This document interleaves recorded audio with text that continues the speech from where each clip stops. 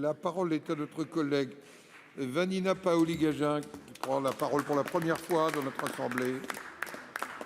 Monsieur le président, monsieur le Premier ministre, madame la ministre, mes chers collègues, il est des lois dont les effets indésirables se font sentir régulièrement, voire s'intensifient dans la durée.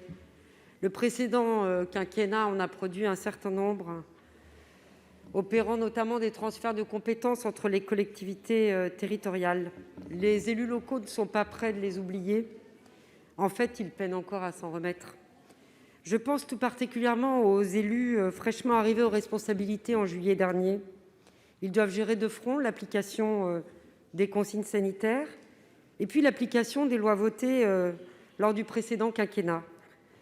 Je pense à deux cas de figure en particulier qui ont été très présents au cours de cette campagne sénatoriale. Le premier, c'est une résultante de la loi ALUR de 2014. Cette loi prévoit que communautés de communes, intercommunalités, non encore compétentes en matière de PLU au 31 décembre, le deviendront de plein droit au 1er janvier 2021, sauf à ce qu'un nombre significatif de communes s'y opposent au cours des 3 mois précédents. On est bien en France, je vous rassure.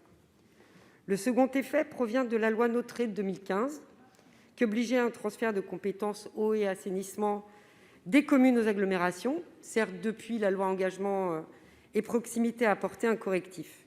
Elle a permis aux communautés d'agglo de déléguer dans un certain délai toute ou partie de ses compétences aux communes ou syndicats. Or, là encore, ce délai expire au 31 décembre. 2 exemples, un même problème. Les élus locaux n'ont pas eu de temps à consacrer à ces questions. Elles concernent pourtant des éléments structurants et très lourds d'implication pour l'avenir des collectivités et des citoyens.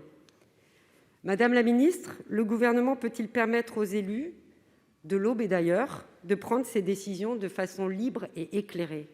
Un report de ces 2 échéances vous paraît-il envisageable ? Je vous remercie. Pour vous répondre, la parole est à Madame la ministre de la Cohésion des territoires, des relations avec les collectivités territoriales. Madame Gourault, vous avez la parole.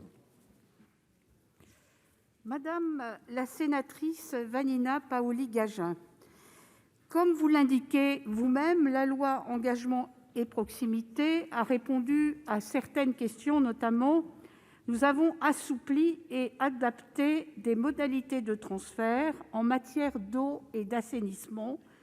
Les intercommunalités peuvent désormais déléguer leurs compétences aux communes, et ceci sans délai, madame. Il n'y a pas de date barrière. Je précise par ailleurs que les communes peuvent elles-mêmes faire une demande de délégation. Dans cette hypothèse, l'intercommunalité a alors 3 mois pour se prononcer. S'agissant du transfert de la compétence PLUi, les EPCI deviennent compétents de plein droit au 1er janvier de l'année suivant le renouvellement des conseils municipaux et communautaires, sauf si une minorité de blocage a été réunie. Avec la crise sanitaire et le décalage des élections, ce délai a été mécaniquement raccourci, je vous l'accorde. Or, je partage l'idée que pour faire valoir ou non son opposition à un transfert, une commune doit avoir suffisamment de temps pour échanger avec son EPCI. À titre exceptionnel et du fait de la situation sanitaire, il pourrait être envisagé sur ce point, je parle du PLUi, d'étudier la faisabilité d'un tel report, comme d'ailleurs Françoise Gatel m'en avait déjà parlé il y a quelques jours. Je vous remercie.